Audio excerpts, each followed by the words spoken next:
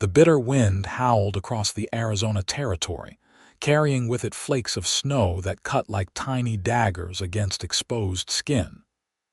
It was the winter of 1883, and the night was unforgiving as Abram Jameson urged his exhausted horse up the winding trail toward his cabin. The flickering lantern he carried cast eerie shadows on the fresh blanket of snow, unusual for this part of Apache Junction. He pulled his coat tighter, his breath visible in the frigid air, when a strange shape in the distance caught his eye, a dark mound against the pristine whiteness that hadn't been there that morning. "Easy, Thunderbolt," Abram murmured to his horse as they approached cautiously. His free hand rested instinctively on his holstered Colt revolver. Years of surviving in the unforgiving western frontier had taught him that surprises were rarely pleasant. The lantern light revealed what appeared to be a bundle of fabric. Then it moved. Abram dismounted quickly, his boots crunching in the snow as he rushed forward. A woman lay curled into herself, her cloak dusted with snow, her face pale as the moon overhead. "Madam," Abram knelt beside her, setting the lantern down. "Madam, can you hear me?" Her eyelids fluttered open, revealing eyes the color of summer sage. Her lips, tinged blue from the cold, trembled as she tried to speak. Please, help us." That's when Abram noticed the swell of her belly beneath her cloak. She was with child, and from the size of her, not far from her time. "Come," Abram whispered, his voice gentle despite its natural roughness. "Come warm your future by my fire. You're safe now." The woman's name was Tabitha Davis, as Abram discovered once he had carried her to his cabin and helped her settle in front of the roaring fireplace. Her body trembled violently as warmth slowly returned to her limbs. "I thought we were going to die out there," she whispered, her hands protectively cradling her swollen belly. "I've been walking since yesterday morning when the stagecoach left without me." Abram handed her a steaming mug of coffee, sweetened with the last of his precious sugar. "The Prescott stage, they left you behind," Tabitha nodded, taking a cautious sip. "There was an argument about my condition. The driver said I was too far along, that I might deliver during the journey." Her cheeks flushed with embarrassment. "He refused to take me, said I'd be a liability." The other passengers agreed. Anger flashed across Abram's weathered features.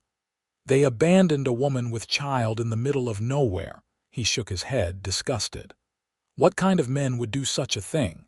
"The kind that don't want complications," Tabitha replied with surprising calmness. "I can't blame them entirely. I shouldn't have tried to make the journey so late in my condition, but I had no choice." Abram busied himself with preparing a simple meal of beans and salt pork. "Where were you headed, if you don't mind my asking?" "Tucson," she said, her voice growing quiet. "My sister lives there. I was hoping to reach her before." She gestured to her belly. "And the father?" Abram asked, immediately regretting his directness when he saw her face fall. "Dead," Tabitha said flatly. 6 months ago, mining accident in Silver City." Abram nodded, understanding in his eyes. "I'm sorry for your loss, Mrs. Davis, miss," she corrected gently. "We never had the chance to marry properly. My family in the East disowned me when they found out." She offered a sad smile. "So here I am, alone and imposing on your kindness, Mr. Jameson." "Abram," he insisted. "And you're not imposing. No decent man would turn away someone in need, especially not in your condition." As he spoke, Tabitha winced suddenly, her hands clutching her belly. "Miss Davis." Alarm shot through Abram. "Are you all right?" She took a deep breath, nodding slowly. "Just the baby moving, though the pains have been coming more regularly since this afternoon." She looked up at him with worry etching her delicate features. "I fear my time might be closer than I thought." Abram felt a chill that had nothing to do with the weather outside.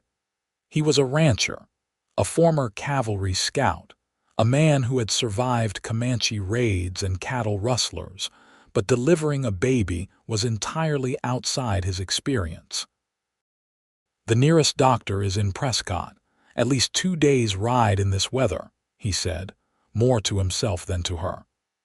"And Mrs. Patterson over at the Willow Creek settlement has midwifing experience, but that's still half a day's journey." "I'm sorry to trouble you like this," Tabitha whispered, tears forming in her eyes. Abram's expression softened. "Don't you worry about that. We'll figure this out together." He added more wood to the fire. "First things first, you need rest and warmth. You can take my bed." "I'll sleep out here by the fire." "I couldn't possibly. I insist," Abram said firmly, his tone brooking no argument. "It's the only proper thing to do." That night, as Abram lay on a bedroll near the fireplace, he found himself unable to sleep. The woman in the next room, a stranger just hours ago, had awakened something in him he thought long dead. It wasn't merely her beauty, though she possessed that in abundance despite her exhausted state. It was her quiet strength, her dignity in the face of abandonment and hardship. He had lived alone for 5 years, since returning from his scouting days with the cavalry. His small ranch was enough to sustain him, with a few cattle and horses, a garden that produced well in the warmer months, and occasional work guiding wealthy Easterners on hunting trips. It was a solitary life, but one he had chosen after the disappointments of his youth. Now, with Tabitha Davis under his roof, the cabin suddenly felt different, warmer somehow, despite the howling storm outside. Abram knew he was being foolish. She was a woman in desperate circumstances, who would move on as soon as she was able. He had no right to feel anything beyond neighborly concern. Still, as sleep finally claimed him, his dreams were filled with sage-green eyes and a gentle smile that seemed to promise home. Morning brought momentary confusion as Abram woke to the unfamiliar sound of movement in his kitchen. He sat up quickly, reaching for his revolver before remembering his unexpected guest. Tabitha stood at his stove, her borrowed nightshirt covered by his spare flannel shirt, her chestnut hair falling in loose waves down her back. She turned at the sound of his movement, a tentative smile on her face. "I hope you don't mind," she said. "I wanted to thank you for your kindness by preparing breakfast." Abram ran a hand through his disheveled dark hair, suddenly conscious of his appearance. "You shouldn't be up. You need to rest." "I've rested enough," she insisted. "And keeping busy helps me, not think too much." Her hand rested on her belly. "The pains have eased this morning. I think perhaps it was just the cold and exertion yesterday that brought them on." Abram nodded, relieved. "Still, you should take it easy. Let me help with that." He rose and moved to the stove where she was frying slices of salt pork. The domestic scene felt strangely natural, as if they had been sharing mornings like this for years rather than hours. As they ate breakfast, Abram outlined his plan. "The snow's still coming down pretty heavy. I don't think we can risk traveling to find Mrs. Patterson today. If the weather clears tomorrow, I'll go fetch her." Tabitha nodded, grateful yet clearly anxious. "And if the baby decides not to wait," Abram hesitated. "I've helped birth calves and foals." "Can't imagine it's entirely different with people." The moment the words left his mouth, he regretted them. "That came out wrong. What I mean to say is," to his surprise, Tabitha laughed, a genuine, melodic sound that transformed her face. "I understand what you meant, Abram. And I appreciate your honesty." Her expression grew serious again. "I pray it doesn't come to that, but if it does, I'm glad I'm here and not still out in that storm." After breakfast, Abram set about his necessary chores, checking on his livestock in the small barn adjacent to the cabin. When he returned, stomping snow from his boots, He found Tabitha at the window, staring out at the relentless snowfall with a pensive expression. "Everything all right?" he asked, hanging his coat by the door. She turned, attempting a smile that didn't quite reach her eyes. "Just thinking about how differently yesterday could have ended if you hadn't found me." She shivered slightly. "I keep seeing Thomas's face in my dreams, angry with me for nearly killing his child through my stubbornness." "Thomas was your—" Abram hesitated, unsure of the proper term. "The baby's father," Tabitha supplied. "He was a good man. He would have married me if he had lived." She moved away from the window, lowering herself carefully into a chair. "We met in Silver City where I was teaching at the schoolhouse. He had plans to save enough from the mines to buy land, start a small farm." Her voice grew distant with memory. "He used to talk about the orchard he would plant, the children who would climb its trees." Abram sat across from her, sensing she needed to speak of him. "He sounds like a man with good dreams." "The best," she agreed softly. "After he died, I tried to stay on at the school, but the town council felt an unwed mother to be wasn't a suitable example for the children." Bitterness crept into her tone. "As if my circumstances somehow affected my ability to teach reading and arithmetic." "People can be narrow-minded," Abram said, his own memories surfacing. "When I returned from the war, folks in my hometown looked at me differently. They said I'd gone savage from my time scouting with the Apache Scouts." Tabitha studied him with interest. "You served with Apache Scouts?" Abram nodded. 4 years. Learned more from them than all my formal schooling put together. But some people can't understand choosing to live and learn from those they consider beneath them." He smiled wryly. "That's why I ended up out here. Land was cheap, neighbors are few, and those that are around judge a man by his actions, not his past." "That sounds wonderful," Tabitha sighed. "To be judged only by your actions." The day passed in quiet companionship. Abram showed Tabitha his small library books he'd collected over the years, treasures more valuable to him than gold. Her eyes lit up at the sight of them, and she spoke knowledgeably about authors and stories. They discovered a shared love for poetry, particularly Walt Whitman, whose Leaves of Grass was among Abram's most prized possessions. As dusk approached, Abram prepared a heartier meal than usual rabbit stew with the last of his dried vegetables. Tabitha insisted on helping despite his protests, and together they worked in comfortable harmony in the small kitchen. "You're a good cook," she remarked as they ate. "Most bachelors I've known can barely manage coffee without burning it." Abram chuckled. "Necessity is a fine teacher." It was either learn to cook or subsist on hardtack and jerky. He refilled her bowl. "You need to keep up your strength."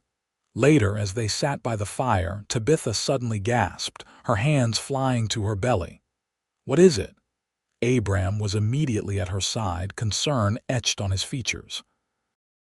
"Here," she said, taking his hand and placing it gently on her swollen belly. "Feel." Beneath his palm, Abram felt a distinct movement, a small foot or hand pressing against the barrier of skin and muscle. The sensation was unlike anything he'd experienced, and he found himself speechless with wonder. "That's remarkable," he finally managed, aware that his hand lingered perhaps longer than was proper. He withdrew it reluctantly. Tabitha smiled, a private joy illuminating her face. "It's easy to forget, sometimes, with all the discomfort and fear, what a miracle this truly is." Her eyes met his. "Thank you for reminding me, Abram." That night, as Abram again prepared to sleep by the fire, the wind outside grew fiercer, rattling the windows and howling down the chimney. Tabitha appeared in the doorway of the bedroom, her borrowed nightshirt making her look younger and more vulnerable. "I can't sleep," she admitted. "The storm. It reminds me too much of being out there." Abram nodded in understanding. Would you like some tea? I have a bit of chamomile left." She nodded gratefully, and soon they were both seated before the fire, steaming mugs in hand.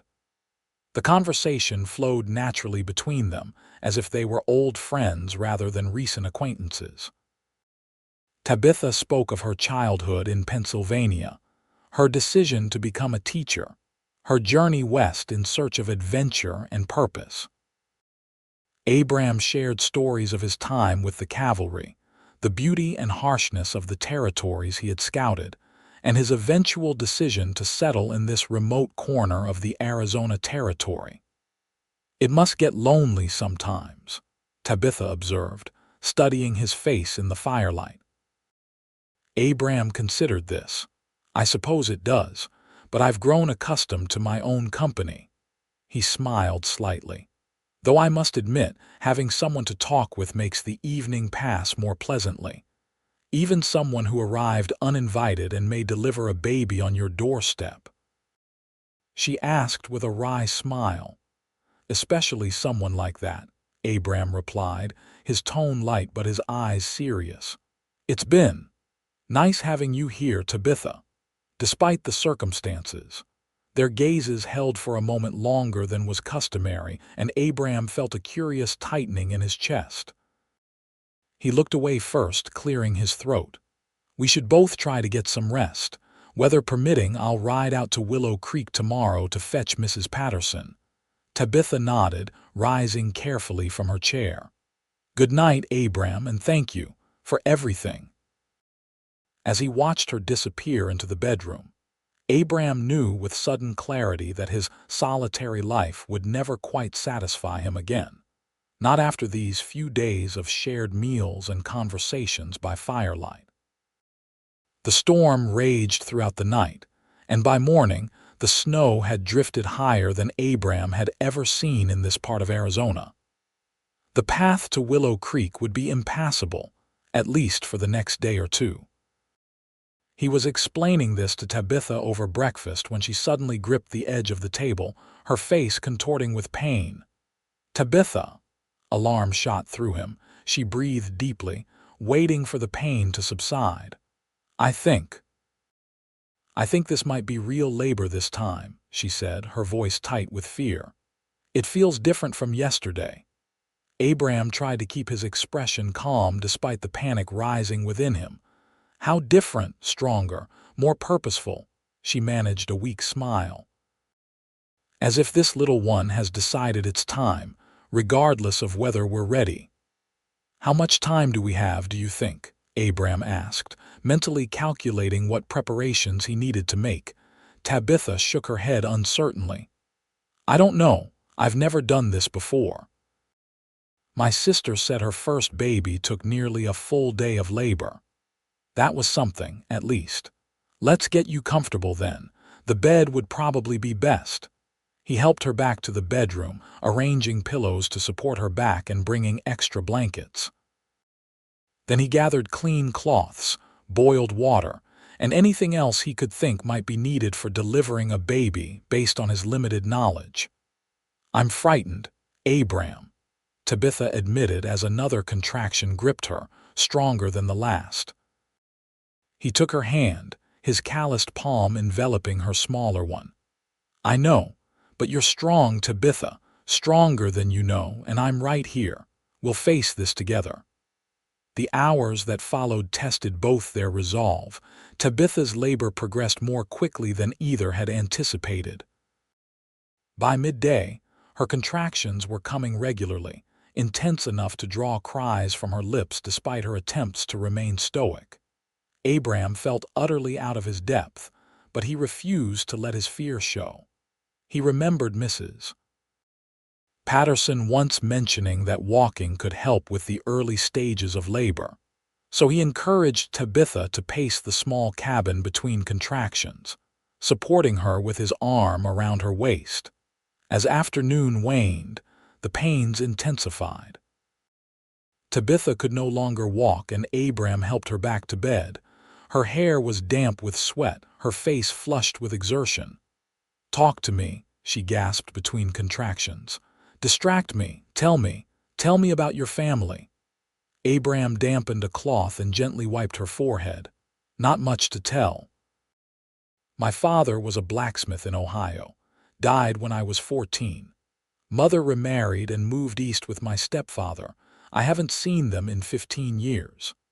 Tabitha gripped his hand as another wave of pain washed over her. When it passed, she asked, "No sweetheart waiting for you somewhere?" Abram smiled ruefully. "There was a girl once, Sarah Thornton. We were to be married before I joined the cavalry, but when I returned—" He shrugged. "She had chosen someone else, someone safer, I suppose." "Her loss," Tabitha managed before another contraction seized her, this one more powerful than any before. The next hours blurred together as Tabitha's labor intensified. Abram did his best to comfort her, to encourage her when her strength flagged, to assure her that she was doing wonderfully even as his own doubts and fears threatened to overwhelm him. As darkness fell, Tabitha's contractions became nearly continuous. I think I need to push now," she gasped, her face contorted with effort. Abram swallowed hard, steeling himself. "Then push, Tabitha. I'm right here." What followed was the most terrifying and miraculous experience of Abram's life. Guided only by instinct and the distant memory of helping with animal births, he coached Tabitha through the final stage of labor. Her cries echoed through the small cabin as she struggled to bring new life into the world. And then, just as the clock on the mantelpiece struck midnight, a new sound joined the howling wind, the indignant wail of a newborn baby. "You have a son, Tabitha," Abram announced, his voice choked with emotion as he carefully cradled the tiny, slippery form. "A perfect, healthy son." Using a clean knife he had prepared earlier, Abram cut the cord as he had seen done with foals, then wrapped the baby in a soft blanket before placing him in Tabitha's trembling arms. "Hello, little one," she whispered, tears streaming down her face as she gazed at her child. "Oh, Abram, look what we did. He's beautiful." Abram's heart swelled at the "we," though he knew it was just the emotion of the moment speaking. He had merely assisted in what was ultimately Tabitha's triumph. "He is beautiful," Abram agreed, unable to tear his gaze away from the tiny face, now quieting as the baby nestled against his mother's warmth. "Have you thought of a name?" Tabitha studied her son's face, her finger gently tracing his miniature features. "Thomas, after his father," she said softly. Then, looking up at Abram with eyes full of gratitude and something more, she added, "And Abram after the man who saved us both." "Thomas Abram Davis," he said, testing the name. "It's a good, strong name." After ensuring both mother and baby were comfortable, Abram busied himself with cleaning up, his mind still reeling from the night's events. He had helped bring a new life into the world. The significance of it humbled him, made his own concerns seem trivial by comparison. When he returned to check on them, he found Tabitha drowsing, the baby nestled securely in the crook of her arm. The sight stirred something profound within him, a longing he had never fully acknowledged, for family, for connection, for the kind of love that created new life. Quietly, so as not to disturb them, Abram retreated to his place by the fire. Despite his exhaustion, sleep eluded him. His thoughts kept returning to the woman and child in his bed, to the way Tabitha had looked at him when he placed her son in her arms, to the way his name now formed part of the boy's identity. It was foolishness, he knew. Tabitha would recover her strength, and as soon as the weather permitted, she would continue her journey to Tucson. To her sister, to her future, a future that had no place in it for a solitary rancher like himself. Yet as dawn broke, bringing with it a sky cleared of storm clouds, Abram found himself dreading the moment when he would have to say goodbye. The next few days established a new rhythm in the cabin. Tabitha and baby Thomas thrived under Abram's attentive care. The snow began to melt, revealing patches of ground that promised eventual passage to Willow Creek and beyond. Abram had ridden to the settlement as soon as the trail was passable, returning with Mrs. Patterson, who checked over mother and baby with professional thoroughness. "You did well, Mr. Jameson," the older woman said as she prepared to leave. "Most men would have fainted dead away at the prospect of delivering a baby." Abram shifted uncomfortably under her approving gaze. "I just did what needed doing." Mrs. Patterson patted his arm. "And that's precisely what makes you different from most." She glanced back toward the bedroom where Tabitha was resting. "She's a lovely young woman, strong, and that baby is as healthy as they come. She plans to continue to Tucson once she's recovered enough to travel," Abram said, surprised by the hollow feeling the words created in his chest. The older woman studied him shrewdly. "Does she now?" "Well, winter's hardly begun. The passes to Tucson will be treacherous for weeks yet. No sense rushing into a dangerous journey with a newborn." Abram hadn't considered this. "You think they should stay here longer?" "I think," Mrs. Patterson said carefully, "that sometimes the good Lord puts people in our path for reasons we don't immediately understand." She collected her belongings. "Miss Davis and her baby are welcome to come stay with us at Willow Creek if that would be more proper, but between you and me, they seem quite comfortable right where they are." After she left, Abram found himself contemplating her words as he tended to his chores. The idea of Tabitha and Thomas remaining under his roof for the winter brought with it a warmth that had nothing to do with the fire he carefully maintained. That evening, as they shared a simple supper with Thomas sleeping peacefully in a makeshift cradle Abram had constructed, Tabitha broached the subject herself. "Mrs. Patterson mentioned that the journey to Tucson would be difficult until spring," she said, her eyes on her plate. "She offered to have us stay at Willow Creek, but—" She hesitated, then looked up to meet his gaze. "I was wondering if it might be possible for us to remain here a while longer, just until Thomas is stronger and the weather more favorable. I would earn my keep, of course. I can cook and clean, and once Thomas is a bit older, perhaps teach some of the children from the surrounding homesteads." Relief flooded through Abram. "You're welcome to stay as long as you wish," he said, perhaps too quickly. "There's no need to earn your keep. Having you both here has been—" He searched for the right word. "Nice." Tabitha smiled, the tension leaving her shoulders. "It has been nice, hasn't it? Despite everything." As winter settled fully over the Arizona territory, the small cabin became a true home. Abram expanded his daily routines to include time with Thomas, marveling at how quickly the infant changed and grew.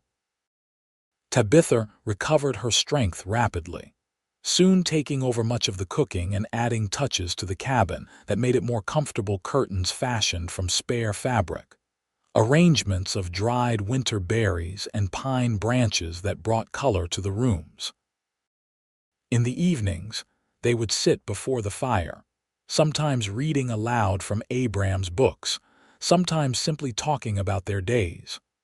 Often, they would fall into comfortable silences, broken only by the crackle of the fire and Thomas's occasional coos.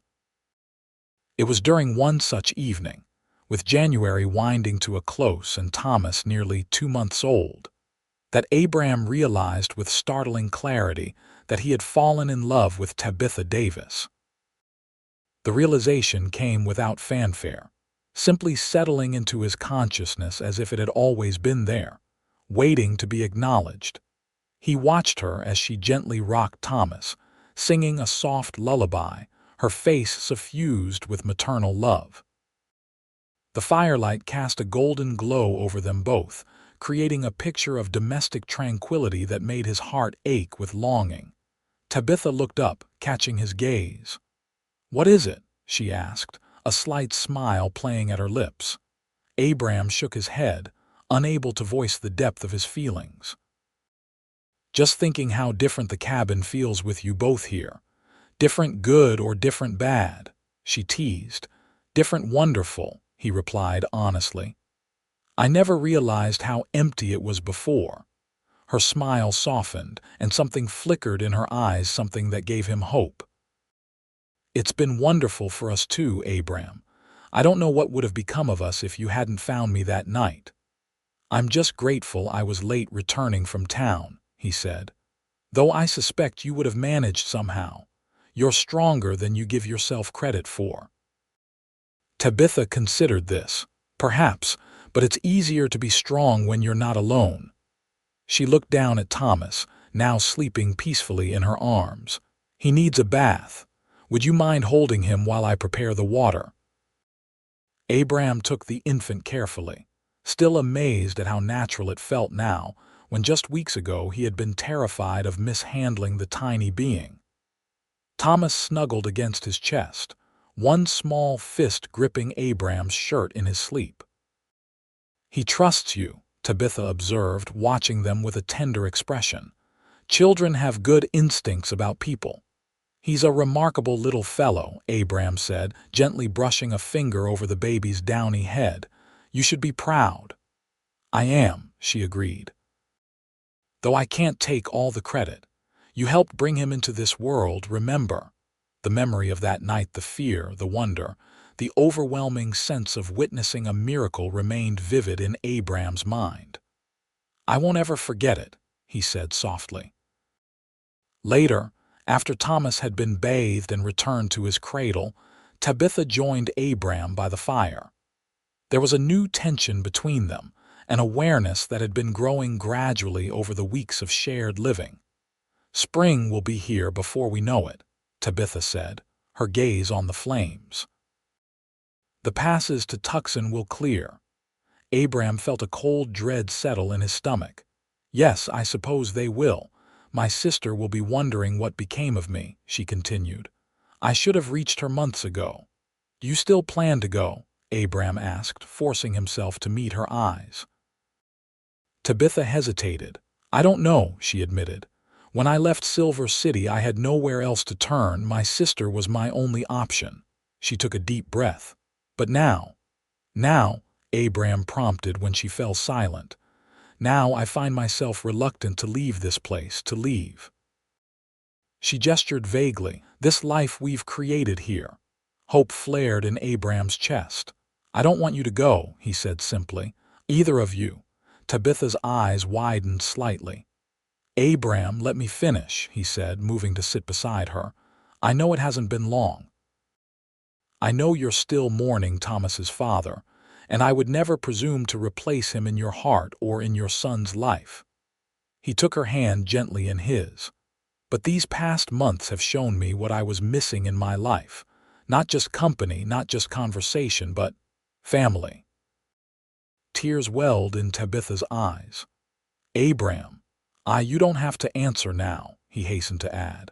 Take all the time you need.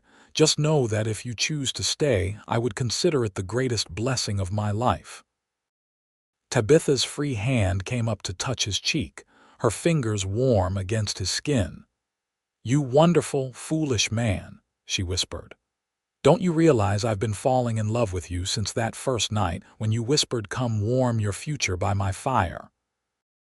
The words hung in the air between them, a declaration neither had dared hope for. Slowly, giving her every chance to pull away, Abram leaned forward and pressed his lips to hers in a gentle, questioning kiss. Tabitha responded with surprising fervor, her arms encircling his neck as she deepened the kiss, pouring weeks of unspoken longing into the contact. When they finally parted, breathless and slightly dazed, Abram rested his forehead against hers. Does this mean you'll stay? Tabitha smiled, tears of joy spilling onto her cheeks. Yes, Abram, we'll stay. The following weeks passed in a blur of happiness as they adjusted to their new relationship. Abram formally courted Tabitha, bringing her wildflowers that pushed through the melting snow, reading poetry to her by firelight after Thomas had been put to bed, discussing plans for expanding the cabin, and the ranch with her input valued equally to his own. In late February, a letter finally reached them from Tabitha's sister in Tucson, expressing relief at hearing of her safety and the birth of her nephew. Tabitha wrote back, explaining her decision to remain in Apache Junction with Abram, inviting her sister to visit when the weather improved. By March, as the first true signs of spring emerged, Abram and Tabitha were married by the circuit preacher who visited Willow Creek. It was a simple ceremony, attended by Mrs. Patterson and a few neighbors from the surrounding homesteads. Thomas, now nearly 3 months old, was dressed in a special outfit Tabitha had sewn for the occasion and slept peacefully throughout the proceedings. "I never thought I would find love again," Tabitha confessed that night as they lay together in what was now truly their bed. "After Thomas Sr. died, I believed that part of my life was over." Abram pulled her closer, marveling at the softness of her skin against his. "And I never thought I would find love at all, not the real kind anyway." She propped herself up on one elbow, studying his face in the moonlight that streamed through the window. "This is real, isn't it? Sometimes I worry I'll wake up and find myself still lost in that snowstorm, dreaming of rescue." In answer, Abram kissed her deeply, his hands tracing the curves of her body with reverence. "Very real," he assured her, "and getting more real every day." As spring bloomed fully across the Arizona territory, Abram's small ranch flourished under the care of 2 pairs of hands instead of 1. Tabitha planted an extensive garden. Using seeds she had carried with her from Silver City, Thomas Sr.'s dream of growing things living on through her efforts. She also began teaching basic reading and arithmetic to several children from neighboring homesteads who would ride over 3 times a week for lessons. Abram expanded his cattle herd and built a larger corral for the horses he was breeding.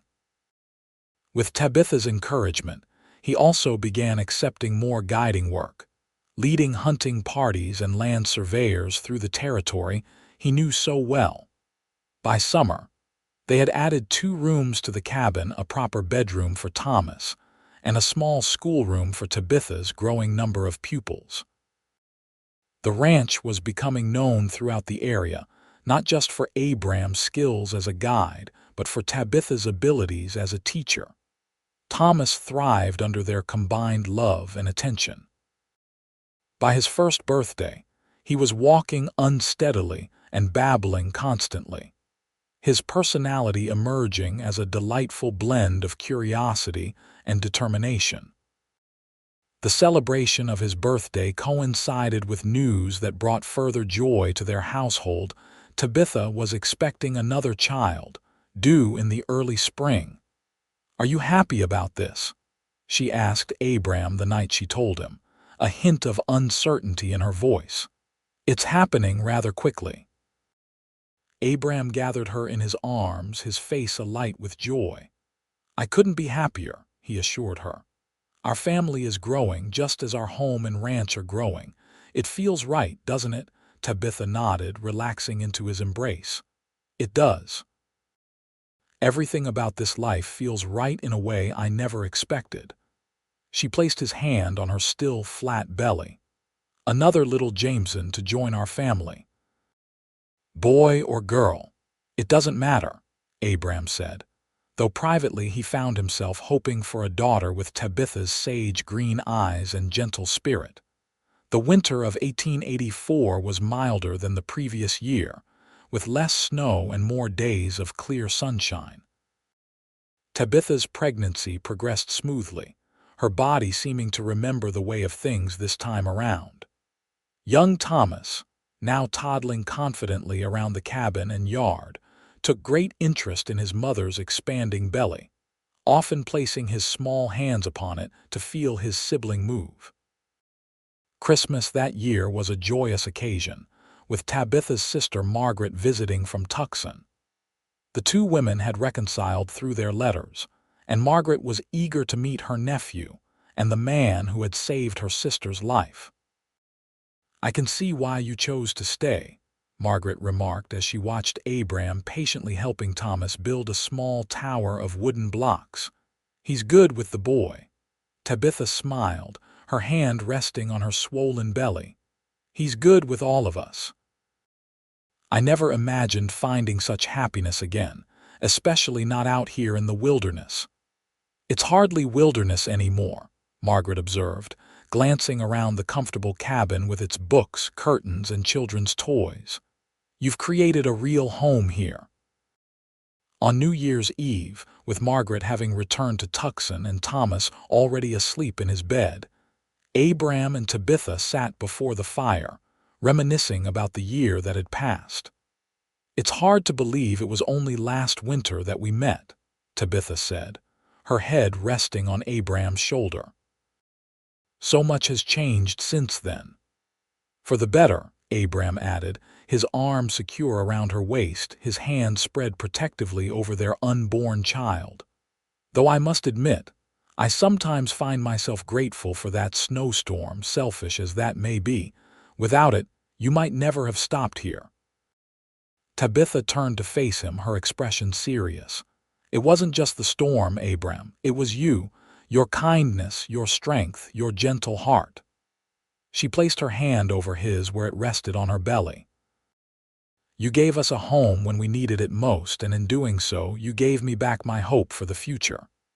"You gave me something equally precious," Abram replied, his voice rough with emotion. "A family, a purpose beyond mere survival." He kissed her softly. "Every day with you and Thomas is a gift I never thought to receive." As midnight approached, they stood together at the window, watching stars appear one by one in the clear winter sky. "Make a wish for the new year," Tabitha suggested, squeezing his hand.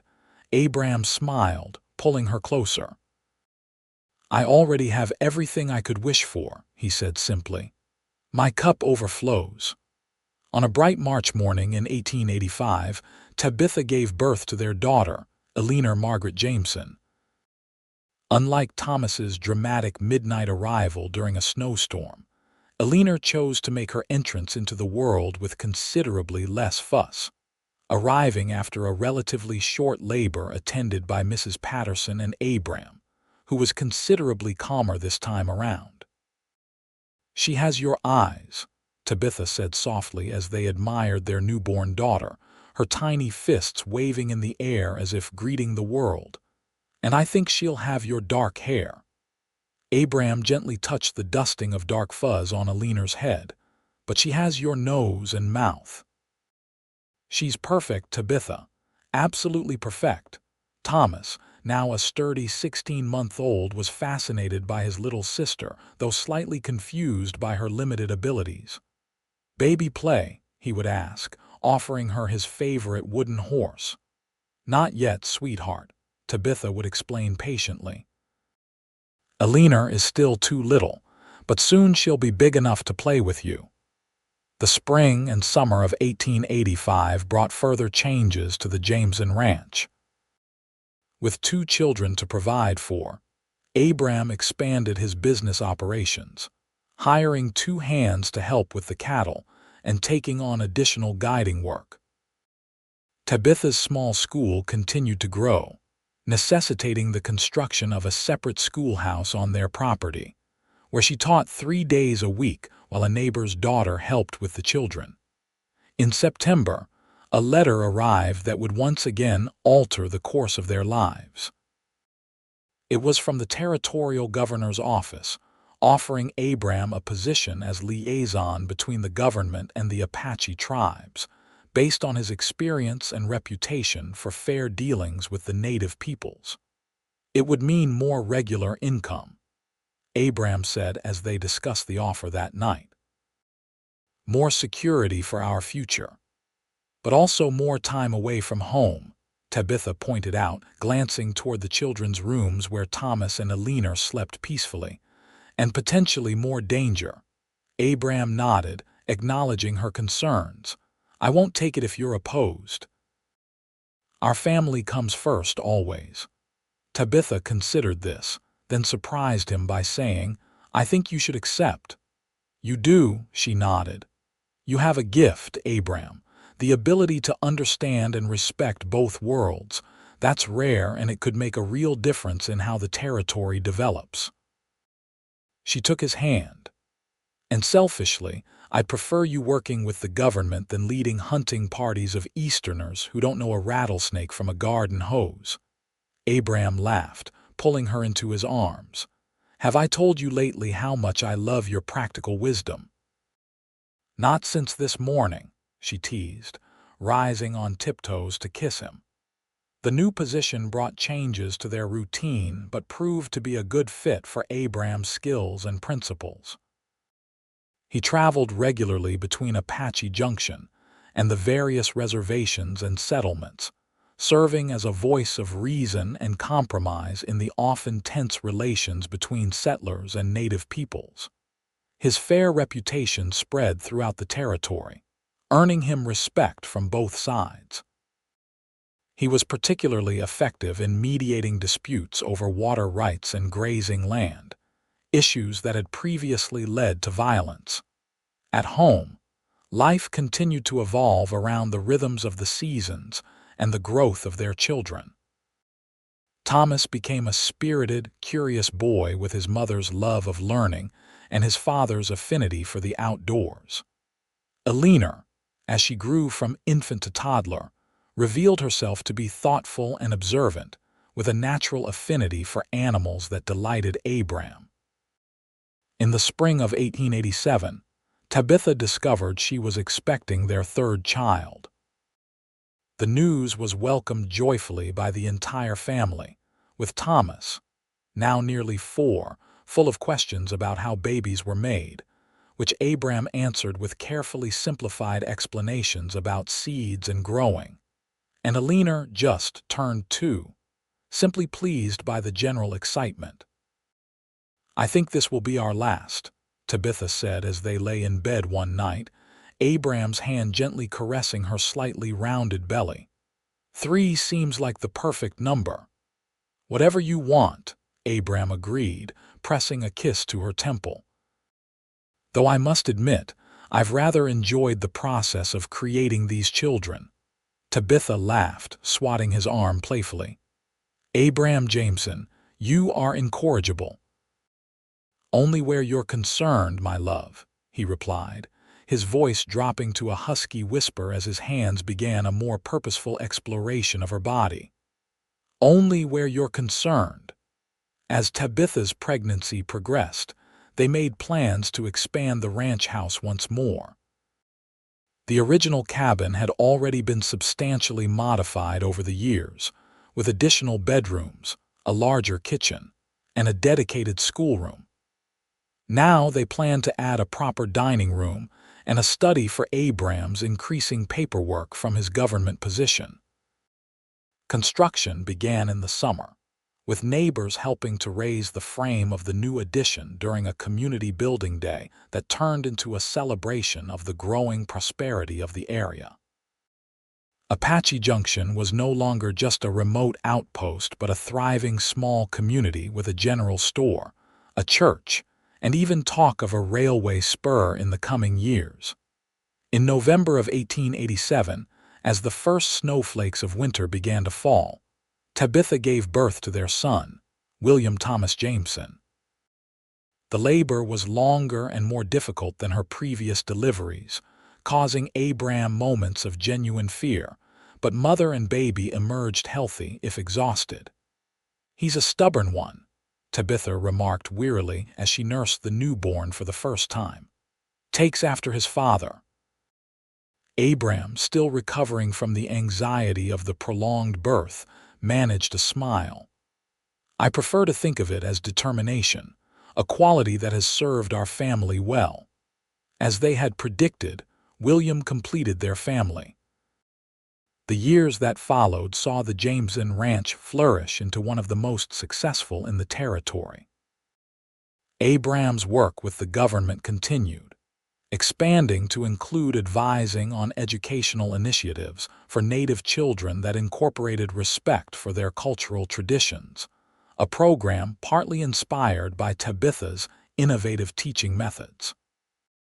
Thomas, Eleanor, and William grew into distinct individuals who nonetheless shared their parents' core values of honesty, hard work, and respect for all peoples. Thomas, the eldest, showed a natural aptitude for ranching and eventually took over much of the day-to-day management, allowing Abram to focus on his mediation work. Eleanor developed a passion for medicine after helping the local doctor deliver a neighbor's baby, and with her parents' blessing, pursued training at one of the few medical schools accepting women.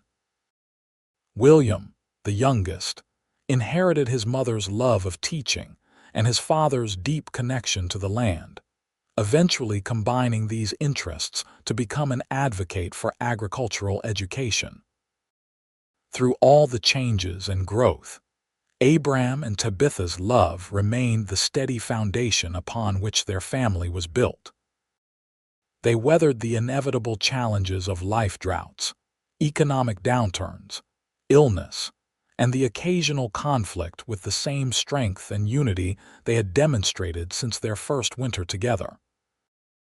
On a crisp autumn evening in 1908, as they sat on the porch of their now substantial ranch house watching the sunset paint the distant mountains in shades of gold and purple, Tabitha reached for Abram's hand. "You ever think about that night?" she asked softly. "The night you found me in the snow," Abram, his dark hair now streaked with silver but his eyes as warm and kind as ever, squeezed her hand. "Often," he admitted. "I sometimes wonder what twist of fate delayed me in town that day, putting me on that trail at exactly the right moment."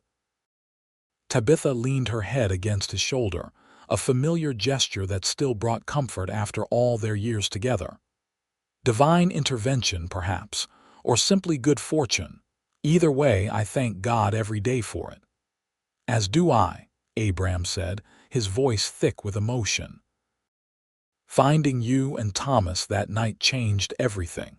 It gave my life meaning beyond anything I could have imagined." They sat in comfortable silence for a while, watching as the first stars appeared in the darkening sky. From inside the house came the sounds of their family, William playing the piano, Eleanor discussing a medical case with her husband, Thomas's deep laugh as he entertained his young children with stories of his own childhood. "We've been blessed," Tabitha murmured, her eyes taking in the home and life they had built together. Abram turned to her, studying the face he had loved for 25 years still beautiful to him, the lines of age only adding character to features he knew as well as his own. "The greatest blessing of my life was whispering those words to you that night," he said softly. "Come warm your future by my fire." "Little did you know what that future would hold," Tabitha replied with a smile. Abram shook his head. "I couldn't have dreamed it. But I wouldn't change a single moment." As darkness settled fully over the ranch, they remained on the porch, hands entwined, surrounded by the legacy of love they had created from that desperate night in the snow so many years before, a legacy that would continue through their children and their children's children for generations to come. For Abram and Tabitha Jameson, what had begun as an act of simple human kindness had blossomed into a life richer and more fulfilling than either could have imagined.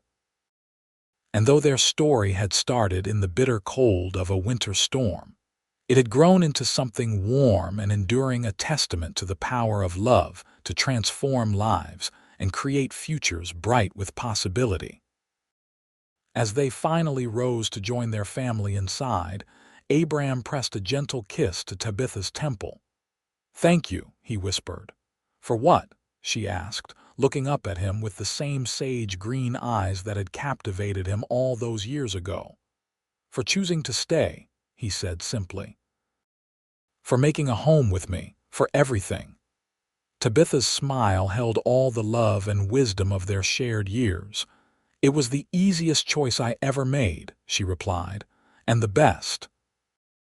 Hand in hand, they walked into the warmth of their home, into the future they had built together, a future that had begun with a whispered invitation on a snowy night in the wild Arizona territory.